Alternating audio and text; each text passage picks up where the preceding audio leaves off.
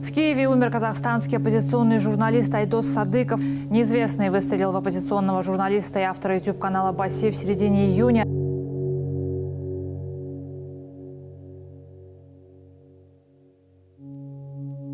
Вы понимаете, что сейчас установлены только исполнители. Нужно найти посредников и заказчиков этого преступления.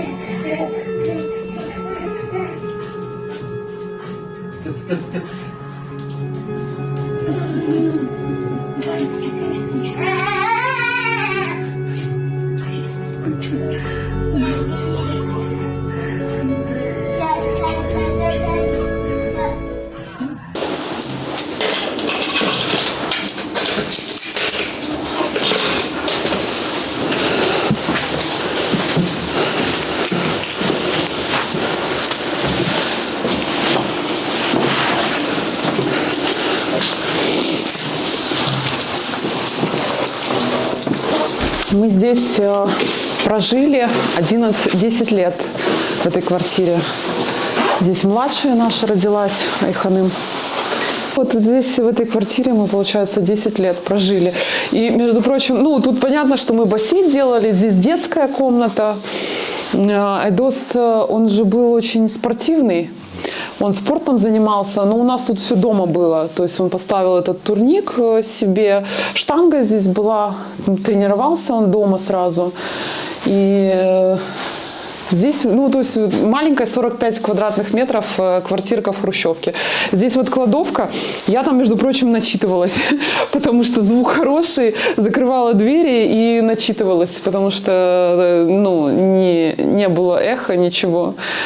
Так что все, что было на Басе с 2018 года, было сделано вот в таких условиях, в такой малюсенькой квартирке. Тут еще было сначала 2 детей, а потом в 2019 году в мае родилась Айханым, еще 3-й ребенок.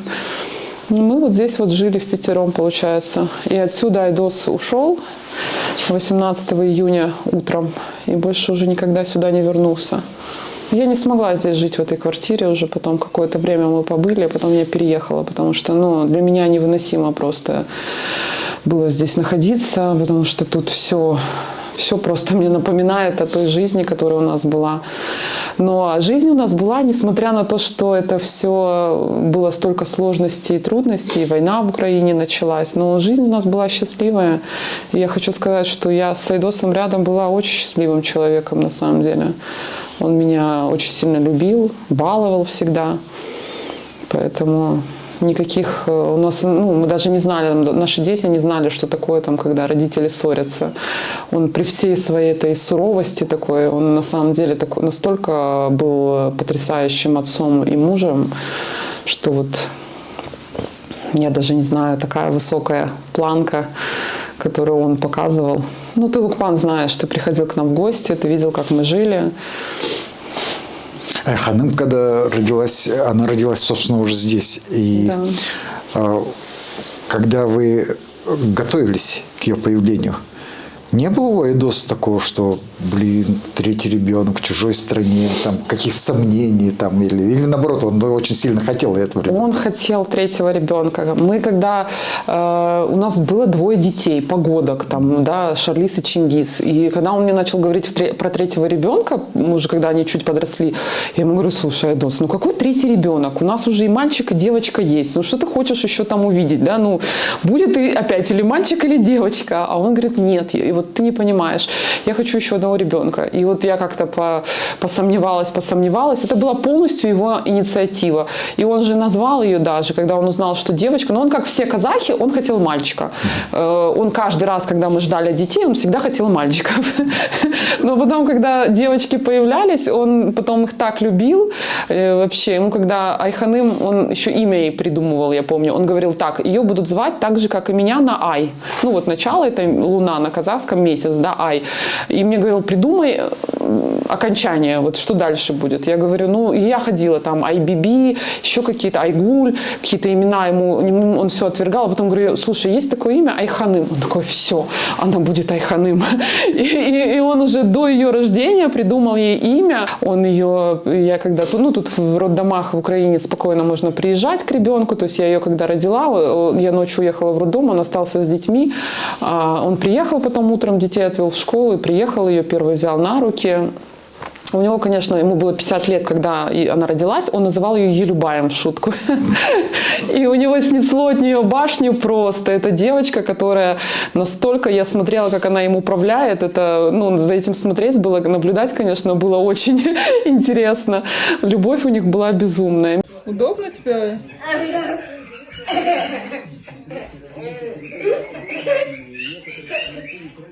Куда ты снимаешь, мам? Потом Бирса вырастешь, буду показывать, как папа тебя на шее носил.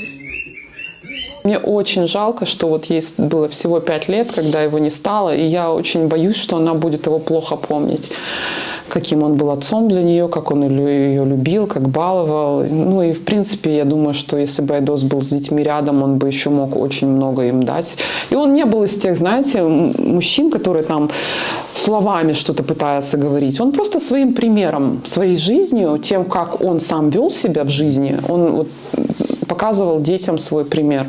И мы даже сейчас с сыном, когда иногда что-то обсуждаем, и он у меня спрашивает, а как сделать? Я ему говорю, а ты подумай, как бы папа сделал. И он говорит, папа бы вот так сделал. Я говорю, вот правильно ты говоришь. Поэтому вот этот пример, я надеюсь, что он как бы будет их в жизни им помогать, и они будут знать, чьи они. Я им всегда говорю, помните, чьи вы дети.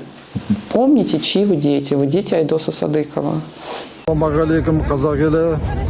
Бүгін 1 қаңтар 2023 жыл Басе арнасының редакциясы, командасы қазір Софийский почта, Софийский алаңында Киевте.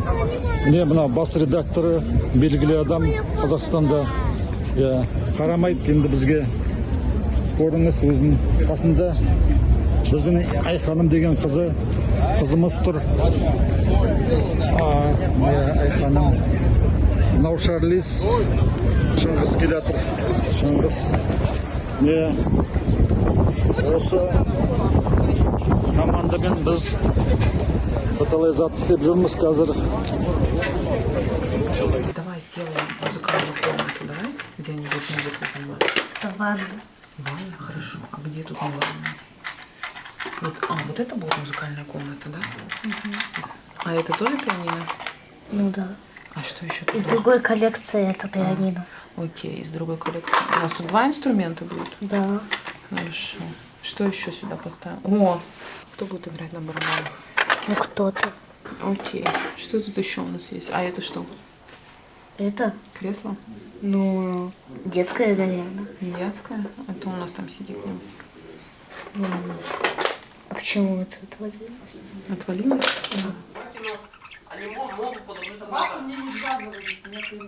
Это, Чингис, как долго ты собираешь эту коллекцию? С детства. С самого раннего детства? Ну, там с самого раннего детства там больше были какие-то китайские, а потом уже начались уже оригинальные. Это оригинальные Лего твои? Да. Те, что китайские были, я их просто всех разобрал на детали, там в ящик большой собрал. Я из них, когда был маленьким, когда больше интересовался, я из них самоделки делал. Какая твоя любимая самая здесь из Лего? Набор? Да. Дворян, наверное. Ух ты. Как их зовут? Георгий, Максим, а это пока без имени. Ну, самка, она появилась относительно недавно. И она молодая по сравнению с ним. Он прям взрослый. Ну, скоро, значит, у них любой будет. Прям. Вот это вот недавно начал. Вау, круто как. Это чем рисуете? Акриловый Акрил маркер. уже это. Да. Ну, у меня еще есть спиртовые, и там карандаши есть, которые можно водой размывать. А что рисовать сюжеты? Вы сами как-то находите? По-разному. Ну, в основном там в Pinterest захожу, там ищу идеи разные для вдохновения. Вот так вот. Юлия, быть крутой. Спасибо. А это я недавно на курсе записалась, там по документалистике, получается. И вот мне там бесплатно каждому раздали по камере вот такой вот, чтобы поснимать. Вы хотите снять свою документалку? Ну, хотелось бы, да.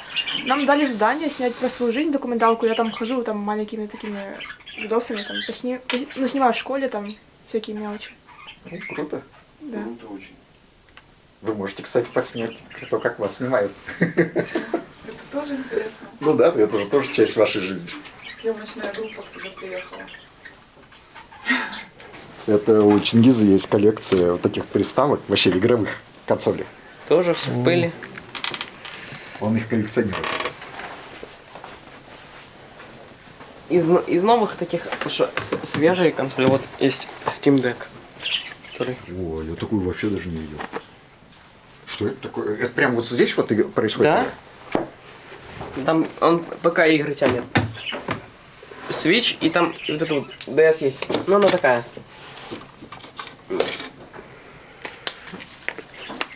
Такая вот. С двумя экранами.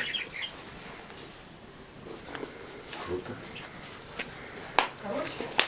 А где ты находишься это? Ну, это на Булу-рынке. Большой дом, большая территория, большое влияние. Годами его не трогали. Задержали Крополя только после того, как потерпевший обратился в КНБ в Астане. И вот здесь начинается самое интересное. Если материалы были достаточными для задержания, почему их оказалось недостаточно в Шымкенте? В этой истории важен не только Крополь, важна система, которая Шымкент годами вообще его не отдельное видела государство. или не хотела видеть. Вопросов слишком много, и начнем с главного.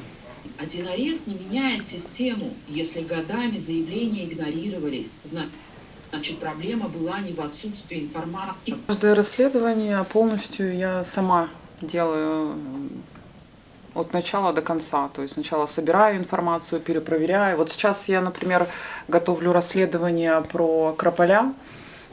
Почему его, это криминальный авторитет из Шымкента, почему его задержал УБОП. У нас вышло расследование про банды Шымкента, а потом через там несколько дней буквально он был задержан якобы за вымогательство. И через время потом мне начала поступать информация, почему именно его задержали. В этом выпуске там эксклюзивные видеокадры, эксклюзивная в целом информация, и это не было связано с нашим расследованием. Его задержали, потому что он вымогал деньги у бизнесмена шымкентского. И вот это все, информация приходит, ее нужно перепроверять, есть разные источники. То есть у меня очень много разных источников, которые... Именно, например, по там, какой-то правоохранительной тематике. Я могу им задать вопросы какие-то, переспросить что-то, но делать это тоже нужно аккуратно, чтобы никакая информация никуда не утекла. И вот да, потом в какой-то момент, когда я понимаю, что у меня уже пазл в голове сложился, я сажусь за текст, пишу его, и потом озвучиваю, монтирую. То есть зачастую, ну вот как в виде закадровых текстов эти расследования смотрят лучше всего. Поэтому банды Шымкента тоже очень много набрали. Я думаю, что этот выпуск тоже будет очень хорошо смотреть. На самом деле это очень трудоемкая работа, и если ты заметил, то выпусков стало меньше. То есть я как бы отслеживаю, да, и новостную повестку, и если что-то срочное происходит, нам, например, когда там Агашка пожилой сжег автомобили полицейским, да, я там делаю срочный выпуск и выдаю его, да, но есть материалы, которые долго находятся в работе, есть какие-то группы протестные, с которыми я общаюсь, которые я объясняю, что от них нужно, как им нужно выступить, что им нужно сделать, чтобы мы взяли этот материал в работу. То есть это колоссальная работа на самом деле. И я все это делаю между делом, то есть там между детьми, между бомбежками российскими, между там общением и посещением адвоката в связи с уголовным делом Айдоса. То есть вот Басе вот так существует в таком режиме. И это на самом деле довольно непросто. Но у меня нет выбора, Лукпан. Если я это не буду делать, кто это будет делать? Кто этим будет заниматься? И Басе должно жить дальше, я считаю. И да, при Айдосе это был больше политический инструмент, потому что Айдос был политиком. Я не политик, у меня нет амбиций каких-то политических. Я журналист, я с 17 лет в журналистике, и кроме журналистики я ничего делать в жизни не умею. Поэтому я делаю Басе так, как я его вижу, как я могу его делать. Но я думаю, что в какие-то материалы позволяют влиять все равно на повестку в Казахстане, на ситуацию в Казахстане. И люди тоже, они продолжают обращаться, и иногда люди приходят, вот как, знаете, в последней надежде. Мне даже, вот честно, иногда неудобно бывает, потому что я понимаю, что они пишут, мне говорят, вот мы уже ничего не можем сделать, и вот как последняя уже инстанция, это БАСЕ. И это страшно, что так в Казахстане происходит. Потому что так не должно быть. Должно работать правовое государство, законы должны в стране работать, а не идти за помощью к журналистам в эмиграции. Что за государство, которое против своего народа? Как такому государству верить? У нас отбирают землю. В Казахстане с миллионами гектаров степей людям вдруг не хватает земли не потому, что ее нет, а потому что государству так удобнее. Аким Алматинской области Марат Султангазиев через суды запускает изъятие участков у тех, кто купил их законно. Мы же как сайт сначала запускались, потом его сразу же заблокировали в первый день. И мы думали над названием, как бы были какие-то варианты, а потом я ему говорю, слушай, ты придумал название? А он ходит, что-то там уже даже не говорит об этом. Он говорит, я говорю, что там с названием Айдос? Он говорит, да я уже придумал. Я говорю, и что ты придумал? Он говорит, БАСЕ будет называться. И оно на самом деле это такое слово, base, это основа на английском, да, оно там как бы пишется нормально, запоминается, казахам всем понятно, что это такое. И да, там для такого издания это, конечно, интересное название. Уже это бренд на самом деле. Все знают в Казахстане, что такое БАСЕ. Сейчас я уже четко вижу, что мне нужно расширяться, что нужно набирать команду, что нужно совсем по-другому делать этот проект совершенно другим. Но опять-таки все упирается в финансирование. То есть вы же понимаете, что сейчас я работаю одна, и для меня там никакого вопроса финансирования не стоит. А если набирать команду, то всем людям нужно будет платить зарплату. И тогда это уже совершенно другой уровень. Но я думаю, что БАСЕ можно расширять, что это очень перспективный проект. Но вопрос в том, что мы сразу же столкнемся уже с усиленным давлением. То есть сейчас на данный момент вы же видите, что я в ноябре поймала КНБшника, да, который следил за мной из посольства Казахстана. У нас постоянно происходят атаки на все наши социальные сети, так же, как и на ваши, вы знаете, да, что это происходит. То есть преследование, давление происходит постоянно. И я не исключаю там вариант силового решения вопроса со мной. Его нельзя исключать никогда. Здесь нужно оценивать риски. Понимаете, Айдос на этой войне погиб. Тут вопрос стоит в том, готова ли я вообще погибать на этой войне. Пока я до конца для себя не сделала, я и не останавливаюсь, но до конца я для себя это еще не решила. У Айдоса за спиной стояла я. Он знал всегда, он всегда говорил там, я говорю, слушай, если с тобой что-то случится, он говорит, ты воспитаешь детей сама, ничего страшного. А у меня никого нет за спиной.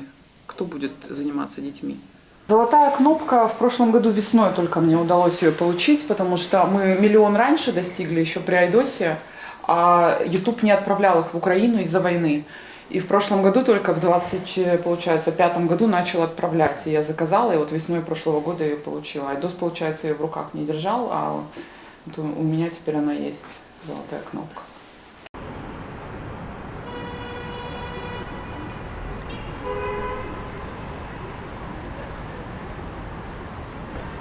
Власти Украины подозревают в совершении преступления 2 граждан Казахстана – Мейрама Каратаева и Алтая Жаканбаева. Последнего спустя несколько дней после покушения задержали на родине. В Генеральной прокуратуре Казахстана заявили, что он сам сдался властям.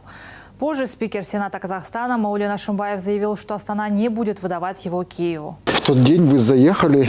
Да, мы заехали. Оттуда он пошел? Мы ехали, получается, вот по этой дороге. Здесь вот узкая дорога, она одна только ведет к нашему дому. А Каратаев, он прошел вот там между домами.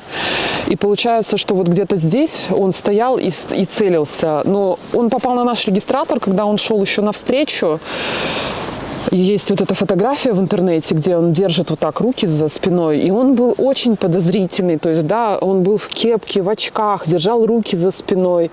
И я не понимаю, почему Айдос, ну, я его тоже не увидела, я увидела его позже, Айдос просто, может, был за рулем, был как бы сконцентрирован на этом.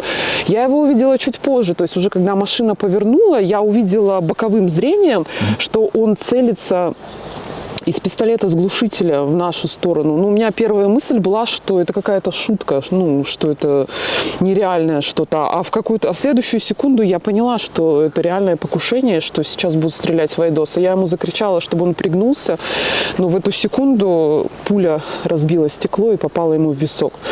Это был один-единственный выстрел по движущейся цели. Машина ехала, да, там стекло, блики. И когда я говорила на следующий день после покушения, что это был профессиональный киллер, ну, как бы получается, что я ни капли не ошиблась. Каратаева, который был чемпионом Кустанайской области по стрельбе, можно смело считать профессиональным киллером, да. Да уж. И вот они, видите, они здесь полностью все рассчитали, все следы, ну, все подходы, отходы, как это все будет, с какой точки будет выстрел производиться. То есть это была реально полноценная спецоперация по убийству Айдоса, которая разрабатывалась в КНБ. Наташ, а по твоим данным, сколько примерно дней они здесь топтались в этом дворе? Ну, смотрите, они-то въехали 8 числа, и есть данные, например, там, я ознакомливалась, когда с материалами дела, есть данные из там, видеозаписи из кофеен окрестных, они следили за нами. В какой-то день на наш регистратор попал Каратаев, когда он на лавочке здесь где-то сидел, вот тоже опять такой в закрытой шапочке. То есть они следили за нами, примерно вот 8 числа заехали, и там с 9, с 10 числа они уже это все делали. Просто они выбирали удобный момент, когда убить Айдоса. И они следили за нами, и на камеры, вот здесь на эти камеры, здесь стоят камеры около подъезда, камеры около супермаркетов. То есть они засветились здесь, попали на сотни окрестных камер. И мое восхищение украинской полиции, которая за 2 дня установила их личности, потому что работали здесь 2 дня, наверное, вся киевская полиция занималась раскрытием этого заказного убийства. И к чести украинской полиции они это раскрыли. Ну, просто уже не смогли задержать киллеров. Они спускали нам на автомобиле колеса, да, и это в тот день они тоже спустили колесо, только они, видимо, недостаточно открутили его, потому что мы выехали, вот отъехали где-то метров 500, и сработал датчик давления в шинах. И Айдос тоже, опять мы заехали на шиномонтажку, проверили это колесо, а с ним все было в порядке, и он недоумевал, типа, что происходит. И то же самое колесо, и что и в прошлый раз. И я не понимаю, почему вот он как бы, да, как человек, который давно в этой сфере, как человек, который все это понимает, почему он не соотнес, что ему угрожает опасность. Почему, ты имеешь в виду, почему у Айдоса не сработала тревога? Да. Почему у него вот эта кнопка «Алерт» не загорелась в голове? Почему он думал, что это просто совпадение? Ну, я не знаю. И вот этот момент, что он киллер... Ну, вообще, Лукпан, у Жаканбаева, у Каратаева в тот день у него было всего 4 патрона в пистолете, когда он шел убивать Айдоса. 4 патрона всего в пистолете. Получается, мог бы и в тебя выстрелить. Он мог бы меня убить спокойно, да. Но и он мог бы не попасть с первого раза. Айдос мог его заметить, мог дать по газам. Ну, то есть в тот день ситуация могла развиваться пойти по совершенно разным сценариям. И мне очень жаль, что это все так получилось. Меня, я думаю, что тоже он спокойно мог убить. Некоторые мои источники говорят о том, что на меня был заказ тоже, что он должен был меня убить. Но когда он выстрелил, я начала очень сильно кричать. Ну, и вот, это был просто какой-то, наверное, нечеловеческий крик, потому что я увидела, что Айдос ранен, что он истекает кровью, что он потерял сознание, повис на этих ремнях безопасности. Может быть, его это спугнуло. Может быть, у него не стояла задача меня убивать. Я не знаю. Ну, это надо спрашивать у Каратаева. Но его нужно допрашивать. Ну, конечно. что он. Кто-то говорит, что якобы он не смог выстрелить в мать 3 детей. Но я в такое благородство со стороны КНБшных киллеров верю слабо, честно говоря.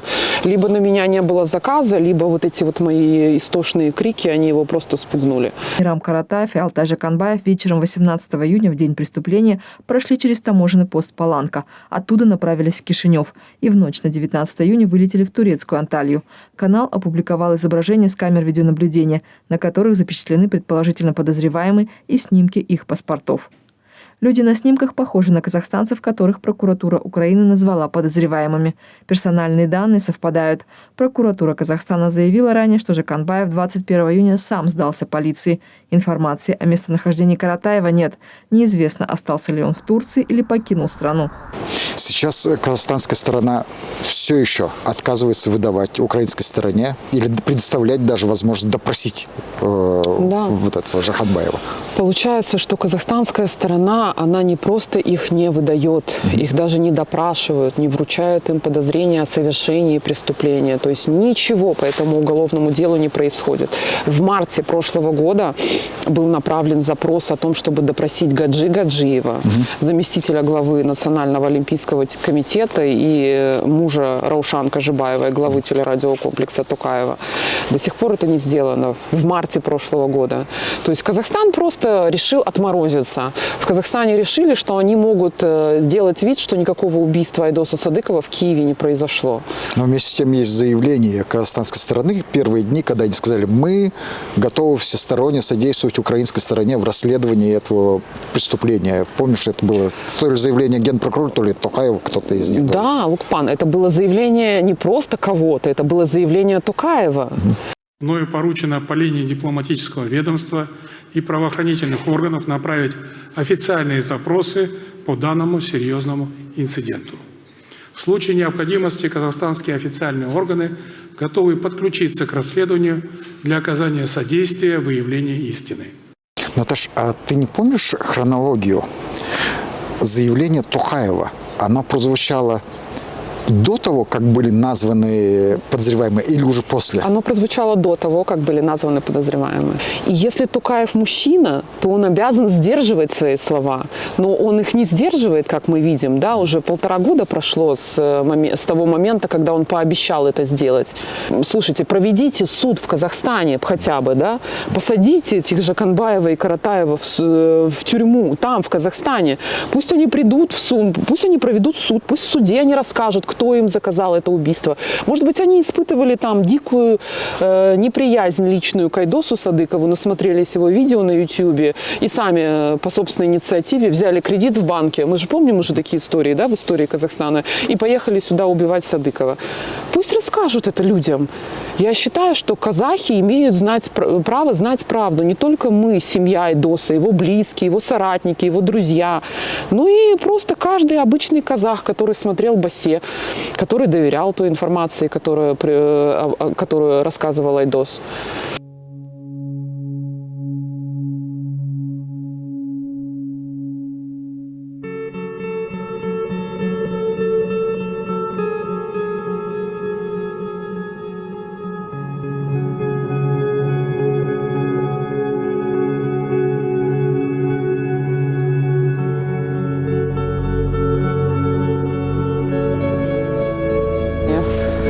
Принадлежим Аллаху, и к Нему наше возвращение. Тут написаны эти слова, и очень жалко, что такие, как Токаев, про них не помнят. Айдос при жизни очень был верующим человеком, между прочим. Мы находимся в поселке Чайки Киевской области, и это сектор мусульманских поховань, сектор мусульманского кладбища для мусульман, которое здесь находится.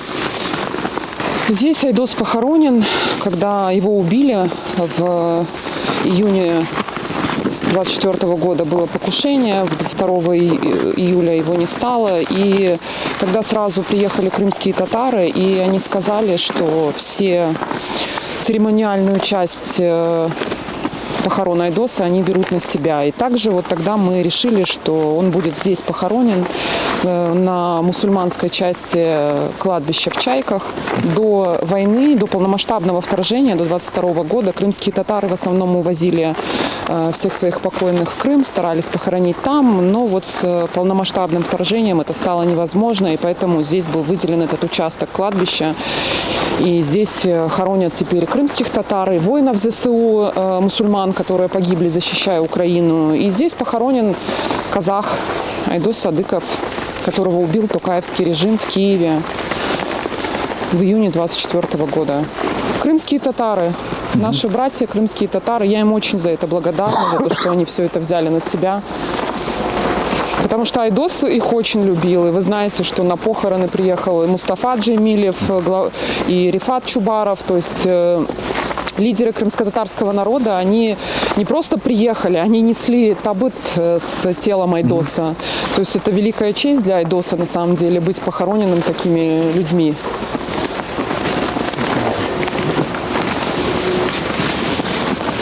Вы можете видеть, здесь, видите, у всех одинаковые абсолютно камни, ничем не отличающиеся. Я считаю, что это правильно, потому что всем нам после смерти нужно только там 2 метра земли и надгробный камень, больше ничего. Никакого пафоса. Когда мы соглашались, что здесь будет Айдос похоронен, мы согласились на то, что его могила будет выглядеть так же, как и все другие. То есть вот здесь, видите, типовые камни стоят, и больше ничего нет. Привет, мой хороший. Да.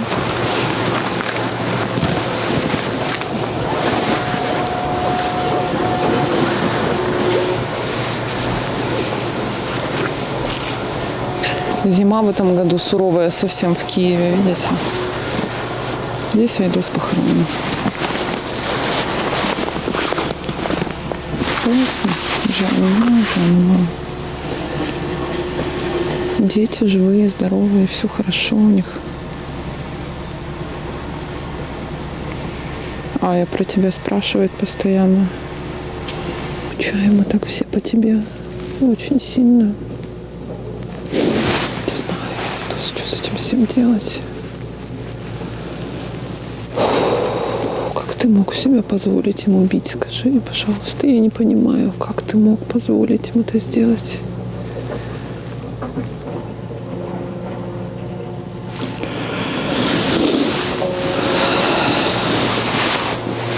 Айдос, он вошел в историю Казахстана. Он вошел в историю Казахстана батыром. А кем они войдут в историю Казахстана? Диктаторами и убийцами? Ну пусть, хорошо, история все расставит на свои места. Мне просто в этой ситуации тяжелее всего это мне и детям, потому что мы остались вот без Айдоса, да, без мужа, без отца. Еще я как бы себя там, ладно, я взрослый человек, я там понимала, что он занимается опасным делом, там, когда, ну что до такого дойдет, я никогда не думала, что дойдет вот до убийства в чужой стране киллерами. И дети сейчас сироты, 3 детей растут без отца. Только мы вот с детьми знаем, что это нам стоит. Они даже на могилу не могут сюда к нему приехать, потому что силы в себе не могут найти для этого. Я их понимаю, я видела, в каком они были состоянии на похоронах. Я не могу на них давить, настаивать как-то.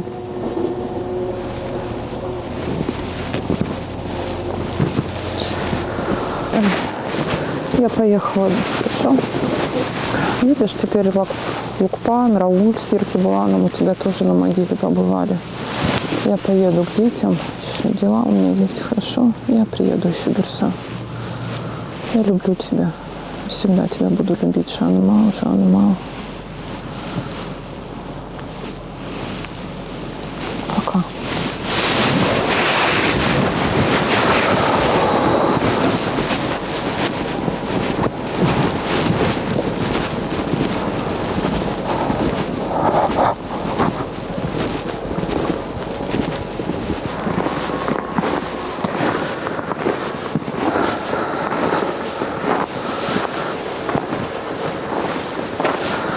Я теперь и понимаю, что я вот, например, даже и из Украины, из Киева уехать не могу, потому что он здесь теперь навсегда. И как его здесь одного нельзя оставлять. Я еще все время еду сюда к нему и стараюсь еще всегда там как-то в порядок себя привести, там одеться, накраситься. Потому что я еду к Айдосу и вспоминаю все время, когда свидания у нас были. Он 2 года сидел в колонии с 10 по 12 год. И я когда ездила к нему в эти вонючие комнаты для свиданий на шестерке в казахской колонии, это были самые счастливые дни вообще, мне кажется, в нашей жизни. Потому что, настолько мы всегда этих свиданий ждали. Они там раз в 3 месяца короткое, раз в 3 месяца длительное. И мы просто это было, конечно, предел мечтаний увидеть друг друга. И когда его убили, мне снилось часто, как будто бы он не мертв, а как будто его где-то куда-то спрятали от меня или посадили. И я его ищу, не могу найти во сне, пока не вспомню, что его уже нет, что его убили. Поэтому здесь Айдос похоронен, поэтому такое место. Я часто сюда приезжаю, когда поговорить с ним хочу. Он снится мне часто очень. Какие-то советы даже во сне дает. Но это в этом весь Айдос, мне кажется. Он всегда в своей жизни все хотел контролировать. Такой был очень, конечно, цельная, масштабная личность. Жалко, что он не успел. Вот такие, как он, бы люди могли много очень сделать для Казахстана. Жалко, что так все закончилось.